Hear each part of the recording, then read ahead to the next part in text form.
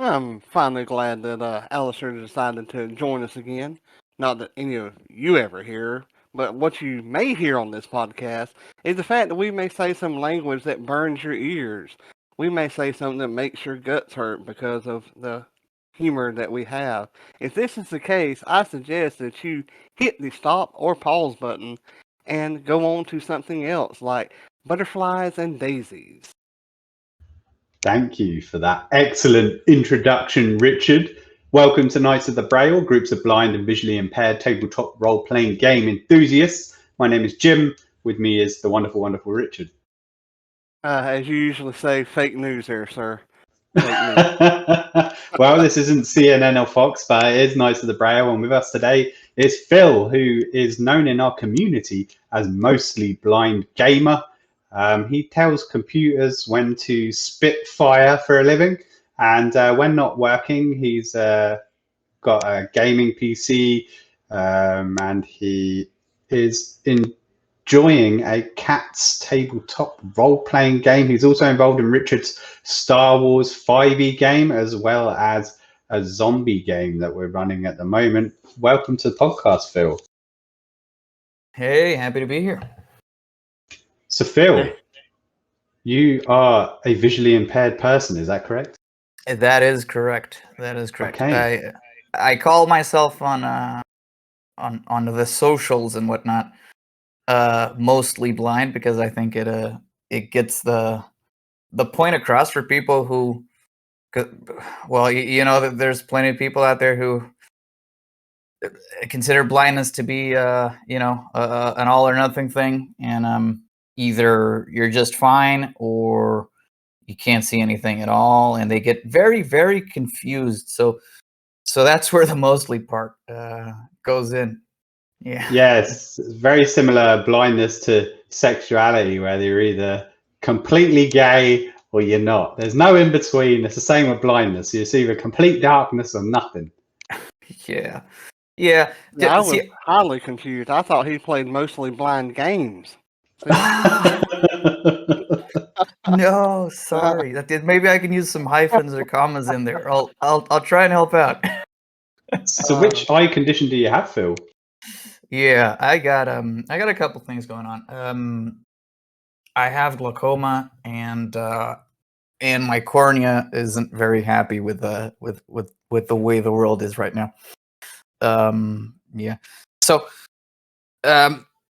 when you talk to people about glaucoma, what you'll mostly hear is that it's I hear at some point it was the leading cause of blindness in people above whatever age in the developed world. Because it's usually something you develop with old age. Will either develop or it shows up when you're old, basically. And then most people will tell you, hey, you just you get your pressure checked, you keep up with your eye drops, and it'll be fine. And you have plenty of people saying that, oh, I've been applying daily eye drops for 30 years and I'm just fine. The problem is it doesn't only happen to older people, and I was not able to keep up with my eye drop regimen as a fetus. Shame on you. Lazy bastard. Yep. It should be mostly lazy blind gamer now. So. Absolutely. So yeah, I was punished for my laziness by being born visually impaired to begin with, and then despite keeping up with my eye drop regimen as a child, I ended up losing all vision in my left eye when I was a kid, and have a not great vision in the other eye. I tell people I have a bad eye and I have a worse eye. So it's there for decoration mostly. Very descriptive there. I appreciate it. Yeah. So I've lived most of my life in that really crazy in between situation where, I was quote unquote fine, except I just couldn't drive and I just couldn't read normal print unless I, slammed it into my face. And I just couldn't read street signs or know what line a bus is or stuff like that. But I was fine. And that's really weird. People really don't understand that. I have dozens of hilarious stories about that. One time I was in the cafeteria in college and I was checking the menu. You got your regular option, your vegetarian option, your fish option, and I wanted to see what was on the menu, so I pick it up. And so the lady behind the counter says, "Hey, what are you doing with that?" I'm just reading it. And she's like, "You read with your eyes?" And I'm like, "Yeah, but..." Now, I could have started correcting her right there. Well, actually, I'll have you know, ma'am, there are plenty of people who read with their fingers and their ears. But, so, I had a couple people backing me up, like, no, it's just, visually impaired. And she's like, you don't look visually impaired to me. Yeah, that's always the one where you're a faker. I went into a cafe in Amsterdam completely sober, and the woman in there was like, "Whoa, whoa, whoa, whoa, whoa! Why are you wearing sunglasses, dude? You can't do that in here." And I was like, "No, I have to wear them because the light will fuck my eyes." So and eventually she let me keep them on, but it was just like, "Look, I'm not being shady. I need to wear these." Right. I used to explain that to people like, yeah, no, it's just the light bothers me. These are prescription lenses. Just don't make me switch them right now, please. Back in the good old days when glasses actually did something. Oh, man. Well, glaucoma is a tough one as well. I always tell people that with, stuff like typical vision loss, or even something with a lot of old folks like macular degeneration, you can still use some functional vision, but with glaucoma, it just makes things so blurry for people that even if you magnify it, at some point you're just making the blur bigger if it's that drastic, and it's a really difficult vision condition to correct. Right. Yeah. There's no really getting around of it. I mean, I couldn't tell you how bad my vision is because of that, because it was never at any point better. I'm told it's awful, but then again, I do a lot of things that people with better sight, with normal sight, can't do. So, you adapt and overcome and all that, right? Now, what got me was a few years ago. My cornea gave out, kind of, and that's been an issue. And that really brought me to the point at one point. So, thankfully, that's a thing that, glaucoma can be controlled with surgeries as well. But thankfully, the cornea, I mean, you can replace corneas, you can't replace optic nerves. So that's something. So, the other one's gone, but, I can, however frequently is required, I can have people slice my eye open and go poking around in there and try and fix it. But that actually got me to a point where I started considering my vision. I was like, I don't think I can do the whole normal butt thing. Yeah, I'm pretty blind.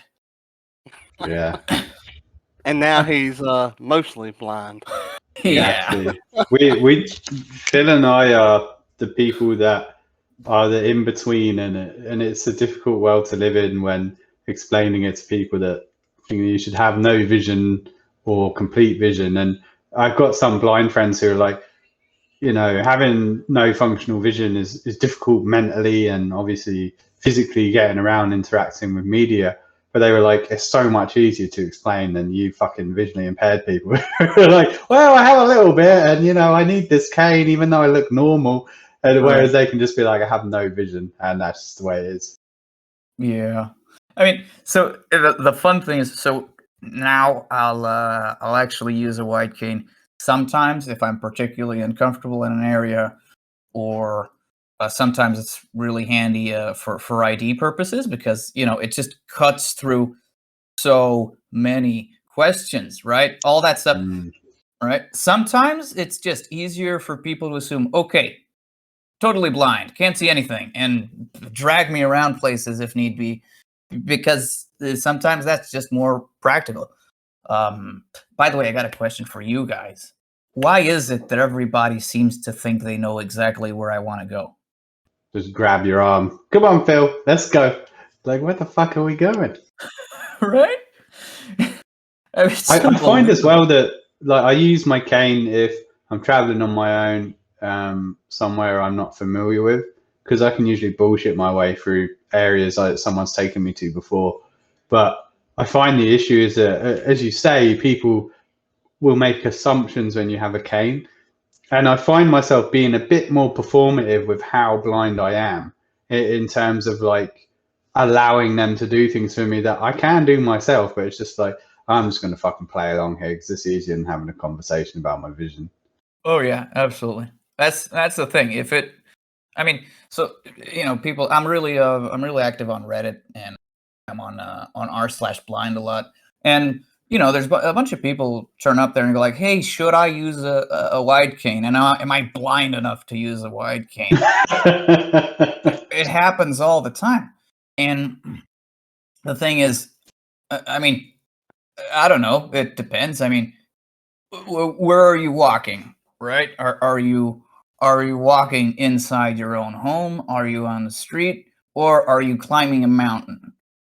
At home you probably be barefoot. If you're going outside, you should probably wear some shoes. If you're climbing a mountain, you probably need some nice boots. And I look at it that way. If the circumstances call for it, if it makes your life easier, I mean, why make your life harder, right? Right. I hear that's what they say when you climb Mount Kilimanjaro is just bring some nice boots. That'll be fine. I mean, you got to start somewhere, right? That's the first thing you pack in the suitcase. I totally agree, though, that, yeah, to anyone I look normal, but if you were to put me in somewhere I've never been, I can't read any signs, I can't see the faces of anyone, I've no fucking clue what's going on. I'd need to ask for help, and it makes it easier to ask for help when you have something that helps people to immediately understand the level of empathy that you require based on your situation, and a cane does just that. Right, absolutely. And it's also Yeah, a very man. powerful weapon to the shins of those who will not get out of your way. Well, Richard yeah. doesn't carry a cane, Phil. He Nope. refuses. I do. Really? I do. Yep. I don't like them. You don't like them? Mostly it's happened over several years because I live driving time up anywhere from 12 to 15 minutes from the nearest city. So I'm usually with somebody that I know and trust, or else I don't get in a vehicle with them unless I'm Right. intoxicated and I don't drink anymore. So I'm with somebody that I trust, and they don't mind me holding on to their arm or shoulder. And I mean, I'm usually going into a store and then getting through shopping and coming right back out. So I know how to use one. I just don't. Right. You Fair know. enough. I mean, I guess I'm probably one of the few blind people that doesn't use a cane or a guide dog. I have guide humans. They're a lot cheaper. They don't not as scary, and I don't have to clean up their poop. Oh yeah, that's fantastic. I mean, it's like I said. I mean, why make your life harder? If a cane would make your life harder, it's stupid. Yeah, You I know? fully agree. Whatever solution works for you, and everybody's different. Whatever solution works for you is the one you got to use. The thing is and the thing about being in between is a huge problem for so many people. Is you run the risk of not realizing that you could use some extra help, or that there are things that can make your life easier, or not thinking you somehow deserve to use them, Yeah. or thinking that you're going to be stigmatized for using them. Yeah, I mean, and what's funny to me, is that blind people, and I'm stereotyping blind people here because I'm fixing to say that blind people stereotype other blind people. There's, a group out there that says, "Oh, well, you should use a cane because you're blind," or "You should use a guide dog because you're blind." You know, and we seem to be, along the same groups. Use whatever makes you comfortable and however you're Yeah. comfortable doing it. Yeah. Absolutely, man. I don't use my cane in my commute to work or around my work, which is a place for the blind, because I'm just sick of the fucking commentary. People will talk about you as if you can't fucking hear them. They're just Yeah. like, why is he carrying a cane? But it's like, fuck off, dude. I can hear you, and I can hear you stupid kids. Like, shut the fuck up. Yeah, that's the So- weirdest thing. And I'm sure that y'all get it. I get it several times down here, but that is again because I'm from the South. Sitting in a restaurant and they'll come up. What does he want to drink? What does he want to eat? You Is he should finished with- do the Sling Blade voice. He would like some French fried potato chips. Well, one time I have said like, he is blind. Not deaf. Right. I mean that's frustrating, but and I've gotten to where I have a lot of fun with it. Like, what does he want to drink? Well, he wants a vodka martini. Oh, we don't serve it. And they'll catch themselves like, well, damn, I wanted a vodka martini. What can you do, man? People are always going to make commentaries about us. But Phil, you got involved in Knights of the Braille through Reddit and came into a game, and then you got Yeah. involved in Richards. What Yeah. motivated you to try out TTRPGs, which you know it as now, but back then Dungeons and Dragons?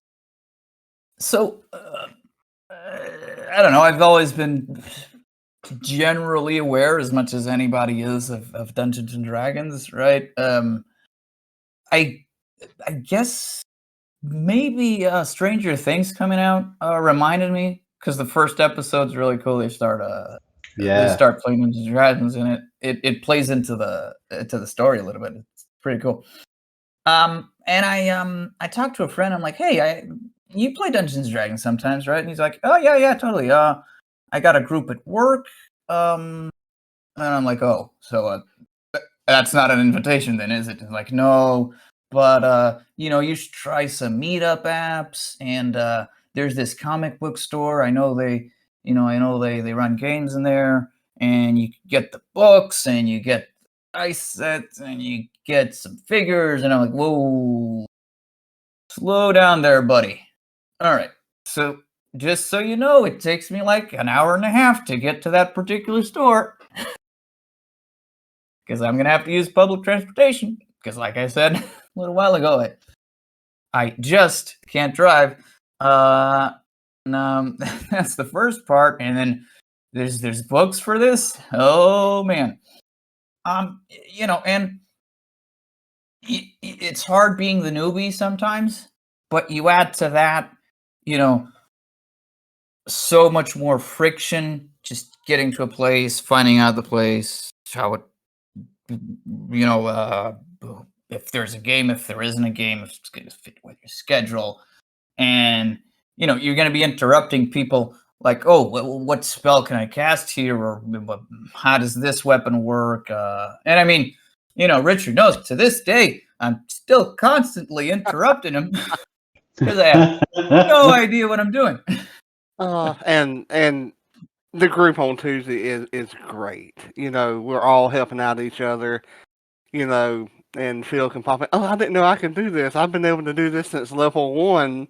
I love talking about spells. Like, the one thing that D&D has so strong is spells, and I really enjoy when the group looks up a spell and talks about it. Oh, I can do this or I can do that. That's a lot of fun.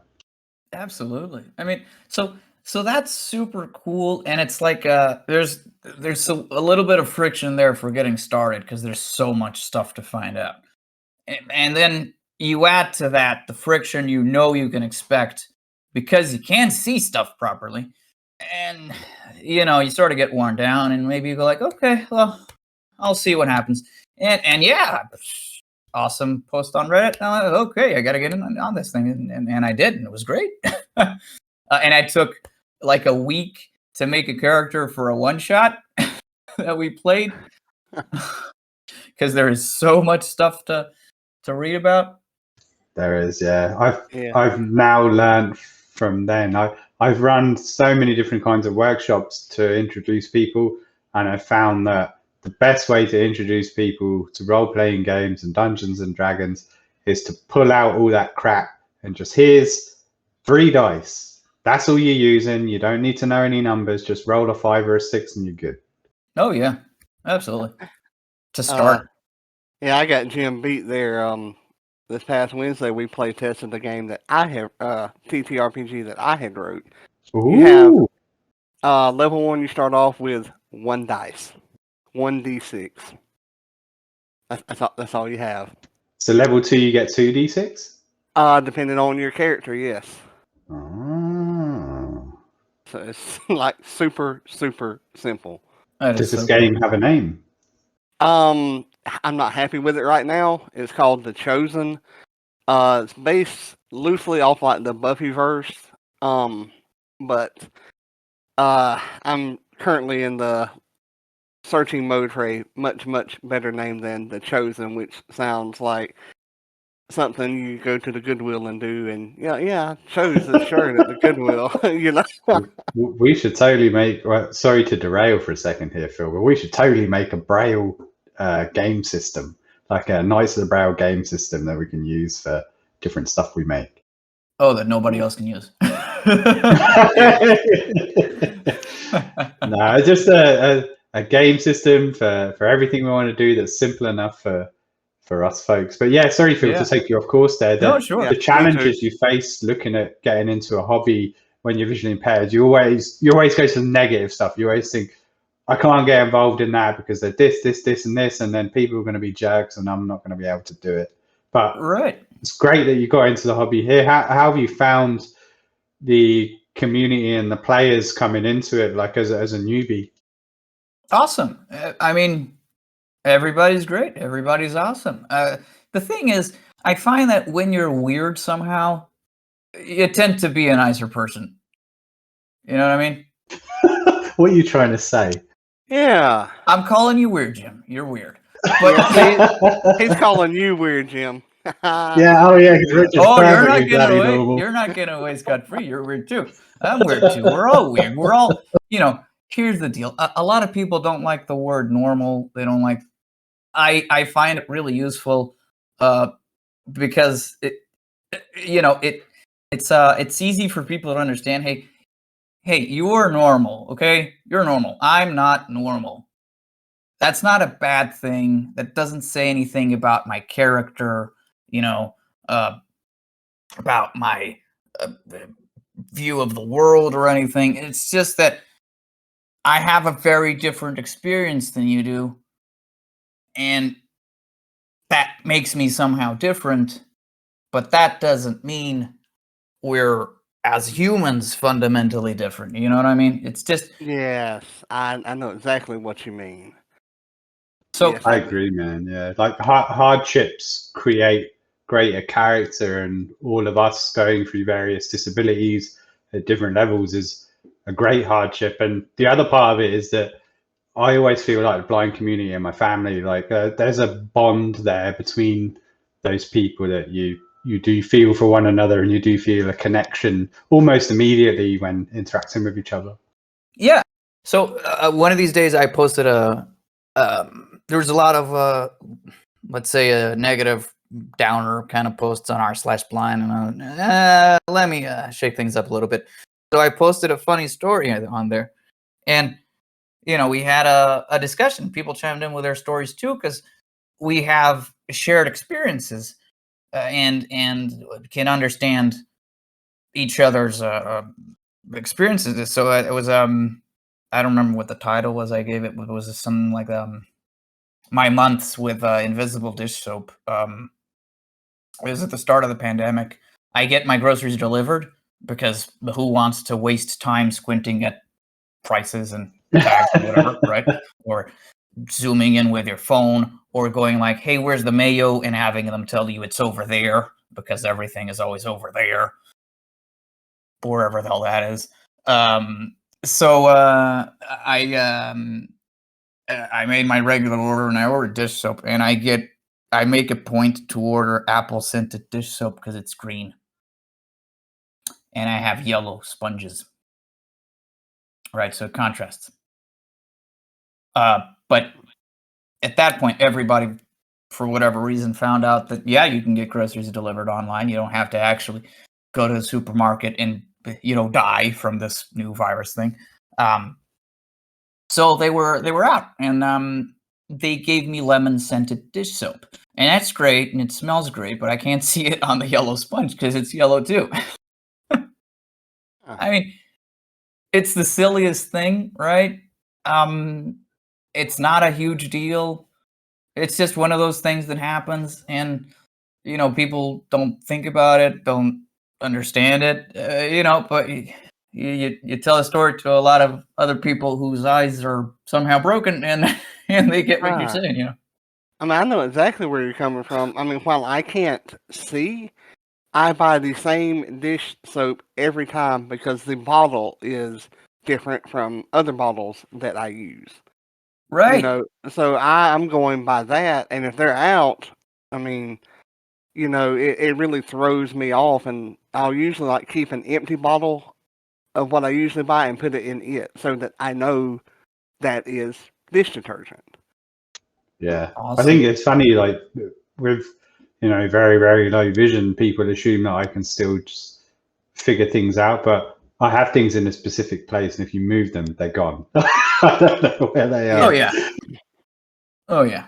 I mean, I used to have, even when my vision was better. And to be fair, I mean, it's not that bad right now, I guess.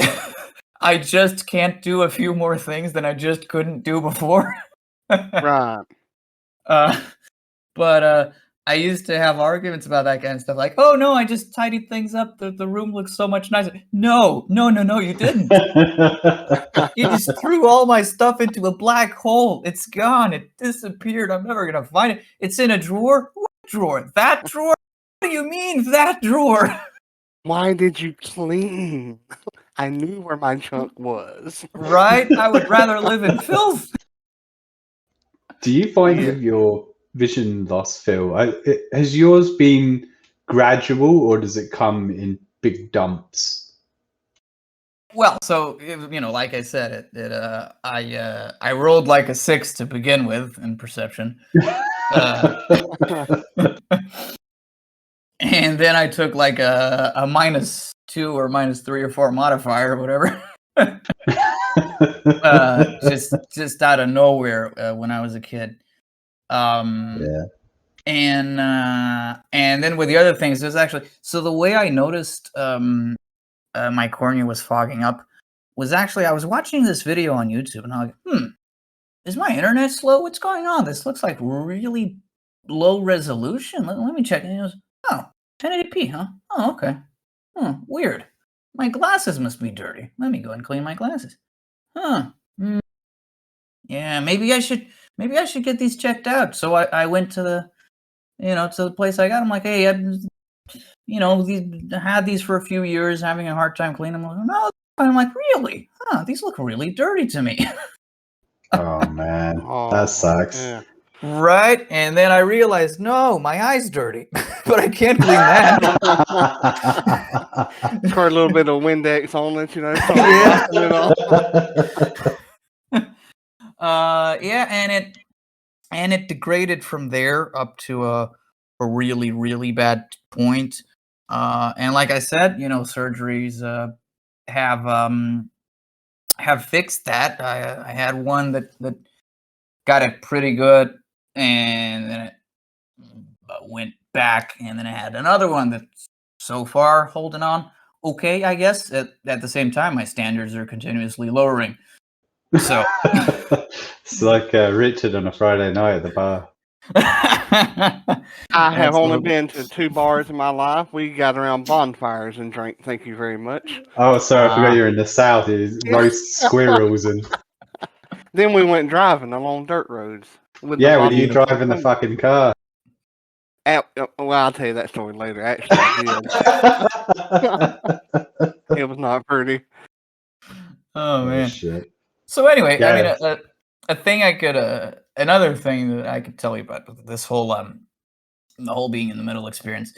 It's really interesting how you, when you go to a job interview, and yeah, you walk in and you tell them your formal education, your experience, your qualifications. They're really impressed. They're like, "Wow, you're some kind of a genius."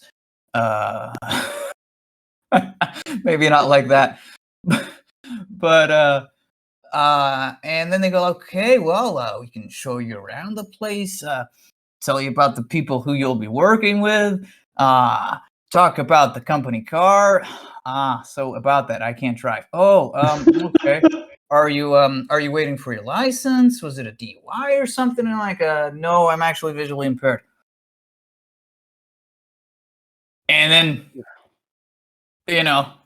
their face, I think maybe probably. Fuck that, man. I'd take the tour around the building and then I'd just pull my cane out and start touching people's faces. Absolutely. And like, oh, so, but can you work? And I'm like, well, can you get to the office? I'm like, well, I got here, didn't I? Oh, what if you need to get here like at, early in the morning? I'm like, well, taxis are a thing. Oh, yeah. Okay, well, that's something okay, but you see the way we work here is, and you're like, okay, alrighty. And you move on to the next one, right? Because you're not going to fight them. You could fight them. There's laws for that. But you're not going to fight them. That's the thing. Like, Yeah, that's a lot more headache. I know. No, like, what's the point? What's your, what's the end goal here? Okay, so you fight them. They're not going to back down. They're going to say, oh, no, it's not. It wasn't that. It was some other thing. Okay, you take them to court or whatever. You got to argue your case or something. You got to find a way to prove. I mean, it's blatantly obvious, but you got to find a way to prove what happened. And then you beat them. And now they have to hire you. And then now it's awkward as fuck. Right? And then the boss hates you. Now what? Yeah, that fucking blind guy again that sued us into hiring him. Right? So, I mean, he's fired. Right? First opportunity. Oh, you're 5 minutes late? Out you go. Yeah. I mean, so I just kept on interviewing with discrimination happy people until I found someone who was like, "Oh, you can't drive." I'm like, "Yeah, well, somebody else can drive it." And I'm like, "Okay, that's great. Okay, but you can use the computer, right?" And I'm like, "Yep." Okay, do you need something? I'm like, "Nah, I just use Zoom on Windows." Okay, all right, fine. One time he found me really high magnification on a 21.5-inch screen. It's like, "Hey, do you need a bigger screen?" I'm like, "I'm good. I'll get you a bigger screen." Okay. And I got a 24-inch screen next week. A week after that. And yeah, that was better. So, yeah. There's people out there who aren't awful. So that's great. It's funny. I had a conversation with someone yesterday at work about accessibility and how we're trying to get more people involved in helping with accessibility. And I said it never depends on the organization and their mandate. That doesn't mean a fucking thing. It depends on the individual who you interact with and their level of empathy and willingness to put in extra work for goodwill, right? Yeah.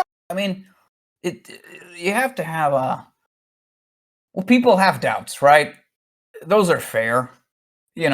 Okay, so I need this guy to do this job. It's 90% computers. It usually involves driving. It involves interacting with machines and stuff. Can he do it? Am I going to hire something who's going to do the job I need them to do? And that's a fair question to ask. I'm not applying to be a race car driver.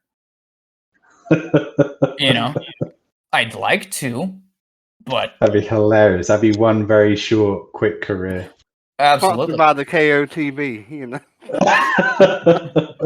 I'd like to, hey, I play racing games. I love it. It's fantastic. It's so much safer than actually driving. I watch Le Mans every year and the races leading up to it. Did you know there's a whole race series for that? People don't know my that. God. Mm-hmm. Never, never. I do. Yeah, it's fantastic. We'll set up a watch party. I think the next one's like on the 22nd or something like that. Or I'll check. I'll let you know. But anyway, I'm washing my hair that day. but anyway, it's a fair question to ask. But if that's the question you're asking, ask me that question. Can you do this job? And I'll answer that question. Right. Can you drive? That's not the question. I can get to the place. I mean, for all you know, I have a teleporter in my pocket. That'd be Yeah. hilarious. Yeah. Well, I've had people say to me, like, because years ago when I was going on job interviews, I've become visually impaired, and I flat out tell them that I'm visually impaired, and I could fucking tell that they were like, "Oh shit." Oh yeah, what do we do now? Get me out quick enough. But people told me afterwards that by law you don't have to tell them until they offer you the job, and I was like, I'm not going into a career based on deception. I'm not beginning that way, because that's just a bad foot to get off on. Oh yeah. I want to know where their priorities are up front. If they don't want to hire me because I'm visually impaired, I don't want to fucking work there. Like as Phil says. Yeah, so the hammer needs to come down on some of these crazy people, so that the job market in general sort of gets the idea. Something's got to happen. But on an individual case, I mean, well, so technically, in a lot of places, you don't have to disclose that you're in any way disabled, but you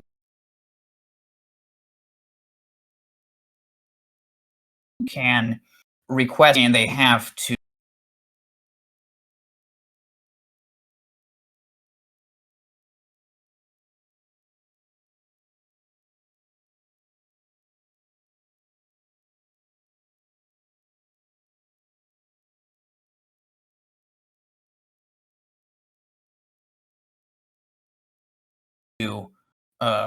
they have to use a wheelchair, and you go like, you can't ask me that. Be quite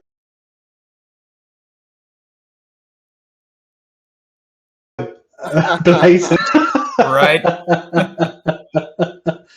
I've done that. I've asked for accessibility accommodations for an interview, and to be perfectly honest with you, I only ask for it when I know that it's a progressive organisation and they'll likely be more inclined to call me in for an interview, knowing that I'm part of a minority group, which is probably a bad thing to do. But hey, I'm going to play to what they want. Take what you can get, right?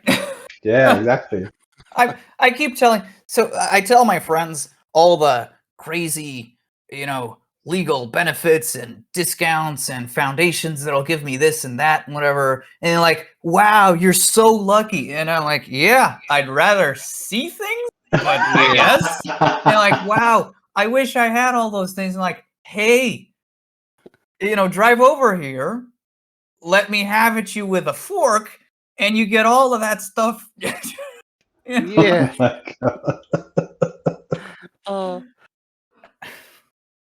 That's a good way to get in as head of the community. Hey, I get all this free stuff. Well, I can cut my toenails myself, so fuck you, blind ears. So, yeah, got a good point. Oh, that's a good one. I love it when people ask, how do blind people cut their toenails? How do you do this? How do you do that? Do you not have fingers? I can't do it, man. I get my fiance to help me. Really? But I also have ingrown toenails, so I won't go into okay, that might be a bigger issue. But part of my big toe has been burned off because I got trench foot from working construction. Oof. Oh, right. Yeah. I just don't cut my toenails. I just let them Oh grow. my god, you can hear it bang on because of the fall off. clacking on the floor. Like a fucking kobold. Exactly. Oh man. I'm like Chewbacca, except I'm blind and not that tall.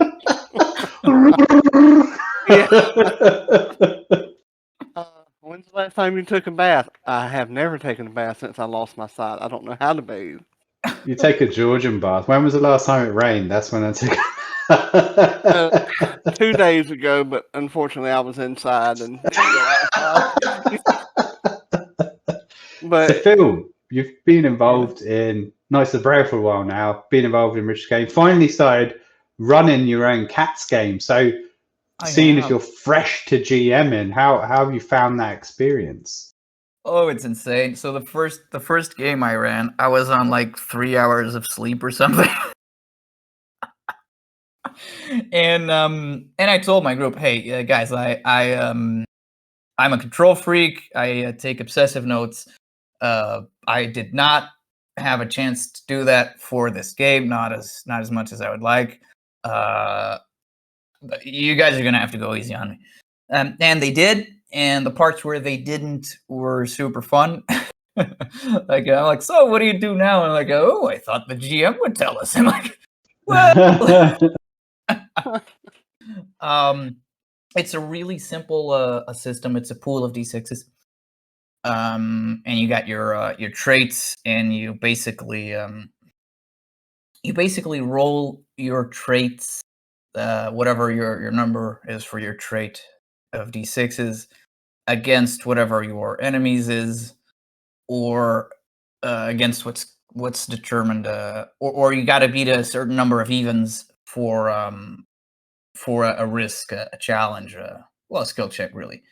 Um, and it's very so the first chapter of the rule book actually mentions the rule of cool. And then the other chapters of the rule book, in my opinion, now this might be due to an experience, but in my opinion, don't do a tremendously a good job of detailing how some of the mechanics will work. So whatever, I'll run with it, right? You got some basic groundwork, and you follow the rule of cool, and everybody was cool with that, so to speak. And it was a lot of fun. The first game, the first session was a lot of fun. The second session was really good. So you play as cats who fight demons that humans can't see. Right. So that's every time your cat like starts sprinting off somewhere and you don't know why, well, it's fighting a demon for you.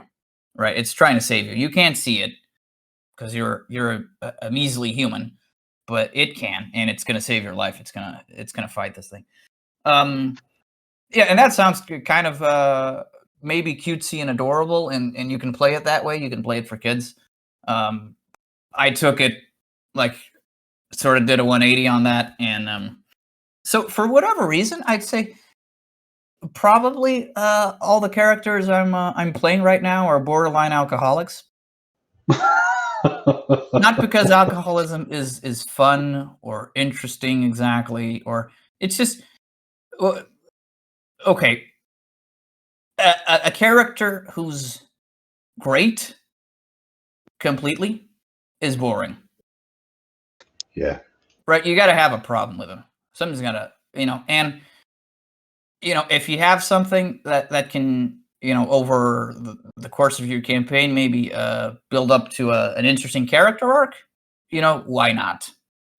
Yeah, a lot of game systems have, when you're creating your character, you have to have either a secret or a vice or something bad in your past.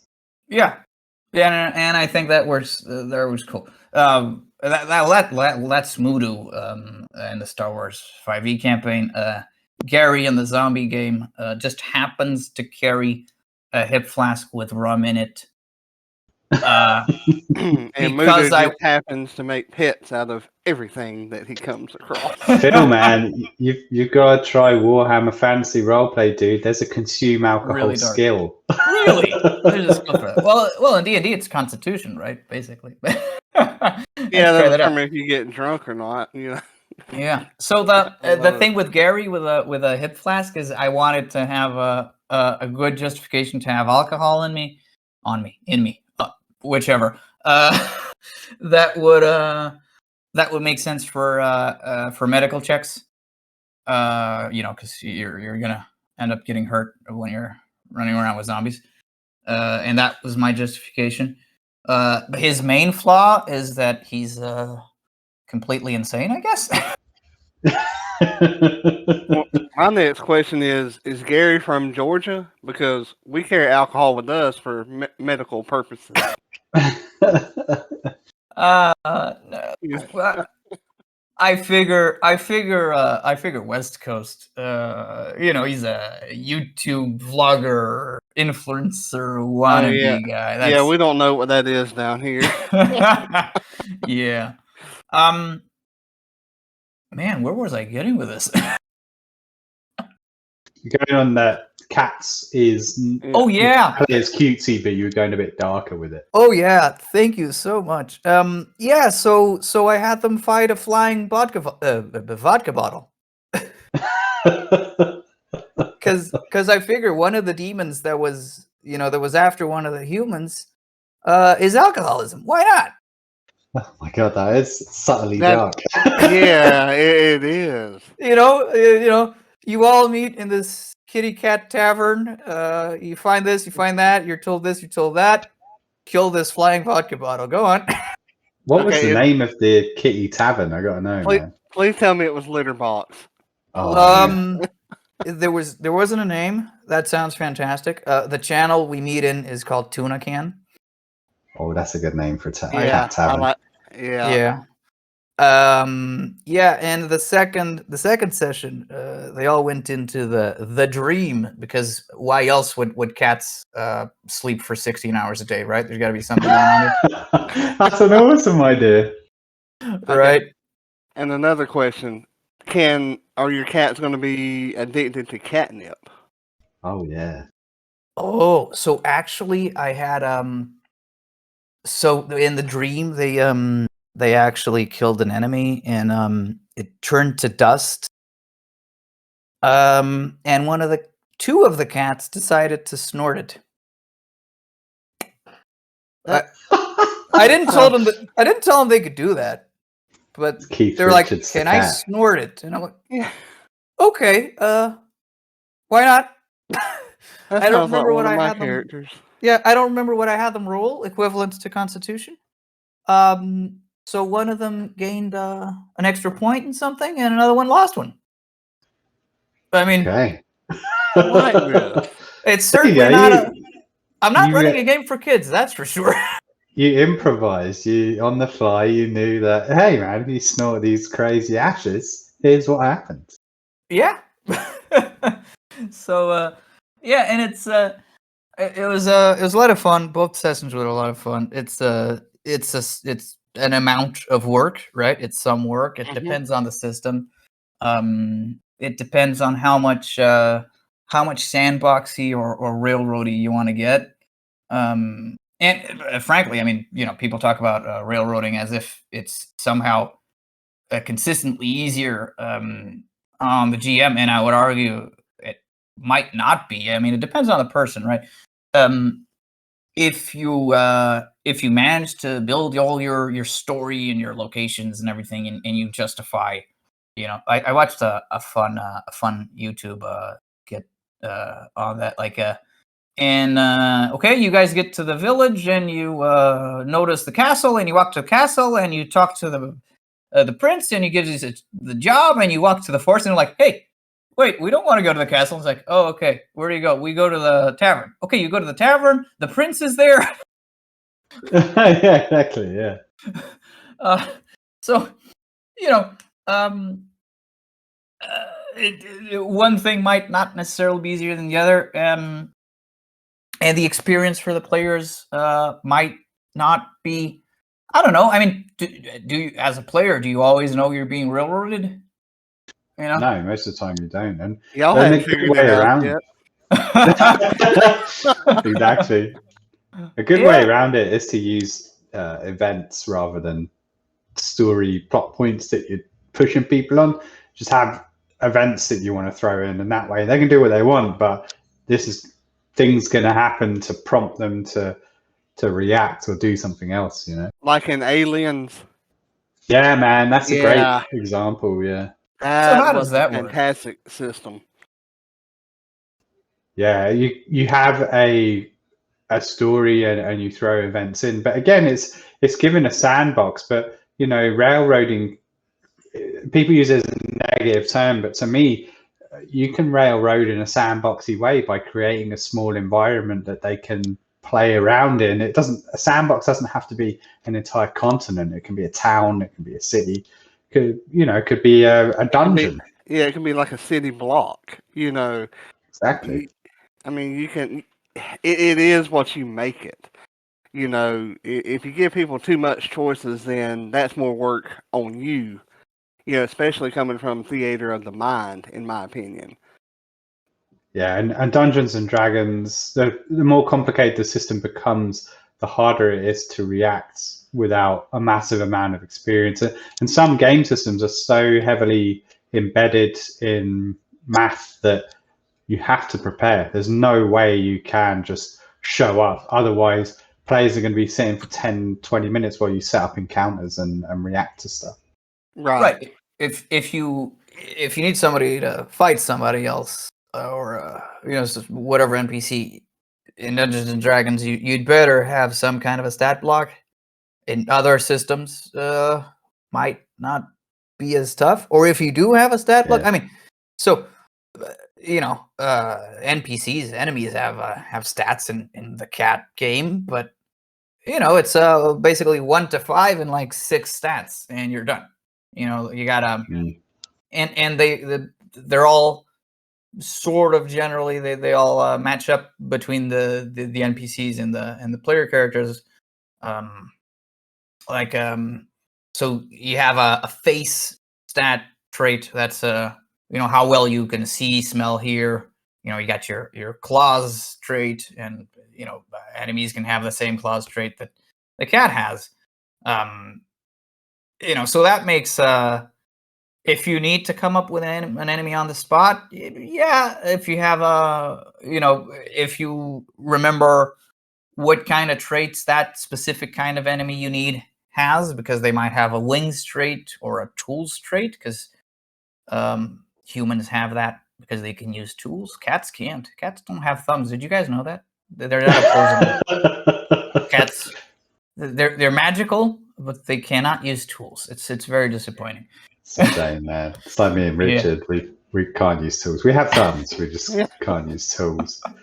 But now that you're involved in role-playing games, Phil, we're now moving on to the next sort of quote-unquote part of Knights of the Braille, and we'll end with this. Is we're getting involved now in planning this event, Everyone Games, in October 2021.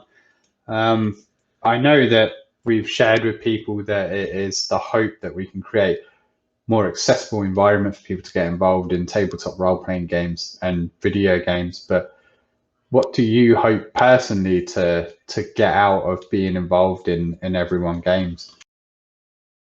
So, the first thing I expect is, and it's the thing about games, right? I expect me and everybody else. If given how much I might or might not be involved in any given situation on it, I might not have a lot of fun, because sometimes you throw a house party and everybody has a lot of fun, but then you have to clean up, and that's not great. Go to somebody else's house. Genius. But I expect to have a lot of fun. I expect a lot of people to turn up and have a lot of fun themselves. It's Everyone Games, right? It's not blind people game. So something like that that's focused on making things better for us is cool, but we're not locking ourselves in a room with a no sighted people allowed sign. So it's probably going to be really helpful for creating some more understanding in other people, because I can't blame people for not knowing what they might not have been exposed to sometimes. Yeah, absolutely. So getting people who are just into tabletop RPGs or video games to go like, oh, there's this event. Oh, I'm free. Okay. Oh, something about blind people. Okay, whatever. And getting into it and having, in general, I find that having as many number and variety of different people, it just makes things so much more interesting. You always learn something, and people grow together like that. Yeah, absolutely. It's tough because we can't always engage in every platform out there. Fantasy Grounds, Roll20, stuff like that is very image heavy, and you need vision to navigate a lot of the UI, even just the maps. But a lot of people use theater of the mind now, especially online. And I think what you're saying is great. Like, finding people to get exposure to, even if a handful of people show up, maybe they'll talk to their friends, maybe they'll tell other people, and then next year we'll have a great basin of support from the community. Right, and as people turn up, they and as they're exposed to issues they might not be aware of, we can hope that there'll be an interest in enough people to make things more accessible. Because I mean, Yeah.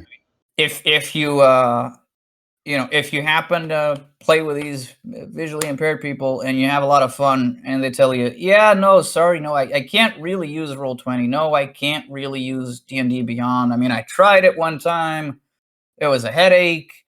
I just use Notepad and I just write everything down. And like, really? Because, I mean, like I said, I can't blame people for not knowing. Now there's the ones who do know and don't do anything about it. And I can blame those. But, if maybe enough people realize that that's going on, maybe they'll feel a little embarrassed. Who knows? I think, like, obviously, we all believe people are inherently good. And as someone that played tabletop role-playing games as a teenager, it was a very exclusive hobby back then, where you were shunned for being new and sort of laughed at if you didn't know a lot of the rules. Very frustrating old mentality towards things. But nowadays it's so inclusive, and the emphasis on people creating a story together, as a group, encourages them to want to include more people. I think we've got a good hobby and a good time to make this kind of statement with an event like that. Absolutely. I mean, like I said, I was worried about that kind of friction in getting into Dungeons and Dragons and tabletop RPGs. I was, I got enough friction for literally anything I need to do. I would like to not add more, right? But yeah, I mean, part of that, I guess, is a lot of nerd culture is cool these days. Yeah. I mean, I'm a nerd because I couldn't play sports, I guess. And I'm a massive nerd. But it's cool to like comic books now, the Marvel Cinematic Universe and all that. And it's cool to like Dungeons and Dragons. It's cool to like video games. They move so much money. It's insane. And when something starts to be mainstream enough and move enough money, you get to asking, okay, how many people do you guys want to reach? Well, do you want to reach people, or do you want to reach sighted people? Do you want to reach not disabled people? Friggin' Hasbro, man. I mean, you don't get much more mainstream than that. I don't think people realize that. Magic the Gathering and D&D are owned by Hasbro, the same company that owned My Little Pony, man. Right. I mean, you know what? Yeah, look at My Little Pony. So they had a show for kids, and then grown-ups started watching it. And what do you think they told the grown-ups they couldn't watch the show? They told them it's creepy, but they didn't tell them they could watch it. They want the money anyway. So they created the bronies. So But yeah, Yeah. I mean, I totally agree. It's mainstream, and yeah, I'm looking forward to the event. I hope you can come back on the podcast to talk about the event more in depth another time, Phil. If you get time, it was great having you today, man. Oh yeah, sure, absolutely. And you know what? Maybe I'll run a game of cat for people. There's all kinds of cat lovers coming out of the woodwork everywhere. Oh man, we're everywhere. So and it's a lot of fun because it's pull a d6 and you just get into it and you start killing demons. Why not, right? Awesome. Love it. All right, Phil. Well, thank you for joining us this week. Richard, do you have anything you need to close off with? I would like to advertise my buddy's store that sells tabletop role playing game stuff and accessories. Oh, I've talked to him and he says that he's willing to help anybody who needs it. If you can't find it, contact him and you can go to ebay.com/Wizards Keep Games. And you can also find him on Facebook, and he will take orders for the blind or visually impaired community through Facebook if it's easier. And you can find him by searching up Raven's Loft 2021 on Facebook. Really nice guy, and he's willing to help do anything that he can. that's awesome, man. Thank you so much. Yes, Great. sir, and thank him. And if that's it, everybody needs to check out a book that I found called Mayor of Noob Town. It's a lit RPG, and it's awesome. I started it yesterday, and I'm 3/4 of the way through already. So What's the plot? this guy dies, and he goes into a type of video game, but it's based off of tabletop role-playing games. So you can see he can see his character sheet in the world. He can see other people's like health bars and things like that. He gets lore, weapons, and it's funny. It's serious. It has a bit of it all, and to me, it's fantastic. I love it, and I suggest it to anybody out there. Mayor of Noobtown. Yes, Noobtown, one word. Nice. Well, Yes. thank you, Richard, and thank you, Phil, for joining us this week. Absolutely.